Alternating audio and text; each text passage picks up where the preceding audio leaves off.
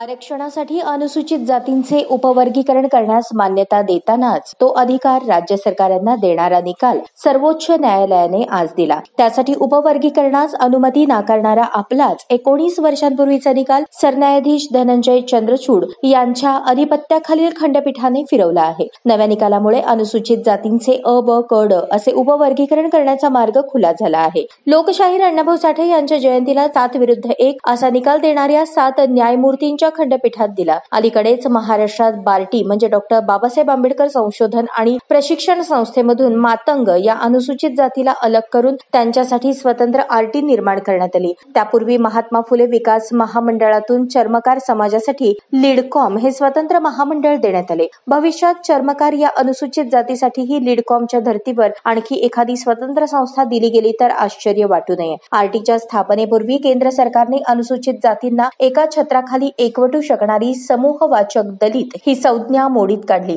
तो शब्द सरकारी कामकाजातून हद्दपार करण्यात आला. आता अनुसूचित जातींमध्ये आपसात हेवा आकसाला खतपाणी घालून त्यांच्यात दुही कलह माजवण्यास कारणीभूत ठरू शकणारा उपवर्गीकरणाचा निकाल सर्वोच्च न्यायालयाने दिला आहे. 7 न्यायमूर्तींच्या खंडपीठातील न्यायमूर्ती भूषण गवई हे 2019 मध्ये सर्वोच्च न्यायालयात न्यायमूर्तीपदी गेले. न्यायसंस्थेतही आरक्षण द्यावे अशी मागणी केली जात असली तरी अनुसूचित जातींसाठी तिथे अद्याप आरक्षण नाही. पण गवई हे तिथे जाण्यापूर्वी दशकभर न्यायमूर्ती पदावर कुणी दलित पोहोचू शकला नव्हता. त्या पार्श्वभूमीवर गवई यांना 2 वर्ष आधीच मुंबई उच्च न्यायालयातून सर्वोच्च न्यायालयात बढतीने संधी देण्यात आली. त्यांना मिळालेल्या या संधीचा संविधान आणि आरक्षणाचा काडी मात्र संबंध नाहीच. गवई यांना 2021 ऐवजी 2019 मध्ये मिळालेल्या बढतीला केंद्र सरकारचे औदार्य म्हणता येईल. आपल्याला सर्वोच्च न्यायालयात ही विशेष संधी संविधानाने अनुसूचित जातींना प्रतिनिधित्व मिळण्यासाठी दिलेल्या सांविधानिक अधिकारामुळे मिळू शकली अशा आशयाचे विधान एका दलित न्यायाधीशांनी न्यूयॉर्क बार असोसिएशनच्या एका कार्यक्रमात केले होते. त्यानंतरच अनुसूचित जातींमधील विशिष्ट जातीतीलच लोक हे न्यायमूर्ती सनदी अधिकारी पदापर्यंत पोहोचले तरीही त्यांना आरक्षण का द्यायचे असा सवाल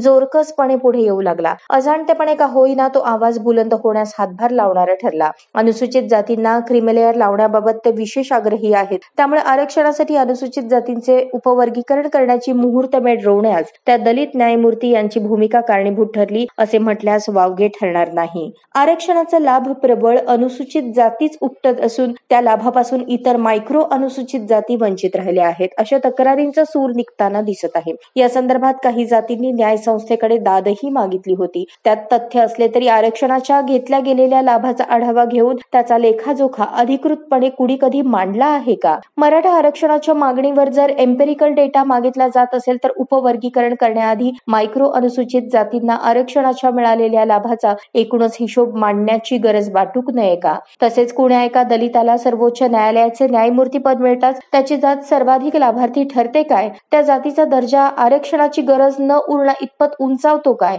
सर्वोच्च न्यायालयाच्या निकालामागे आरक्षणाच्या लाभापासून वंचित राहिलेल्या अत्यल्प लोकसंख्या असलेल्या अनेक अनुसूचित जातींबद्दल कळवळा असल्याचे भासू शकते. पण प्रत्यक्षात मात्र लोकसंख्येच्या टक्का नगण्य असलेल्या त्या अनुसूचित जातींच्या वाट्याला उपवर्गीकरणात भोपळाच येणार आहे.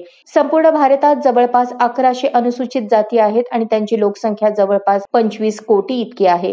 त्यामधील केवळ 16 अनुसूचित जातींचे लोक सध्या जवळपास 61.10% इतके आहेत आणि उर्वरित 1084 मायक्रो अनुसूचित जातींची लोकसंख्या केवळ 30.84% आहे. म्हणजेच अनुसूचित जातींना मिळणाऱ्या 15% आरक्षणातून 69.10% म्हणजे 10.37% आरक्षण 16 जातींना मिळणार आहे आणि उर्वरित 1084 अनुसूचित जातींना 30.84% म्हणजे 4.63% आरक्षण मिळणार आहे.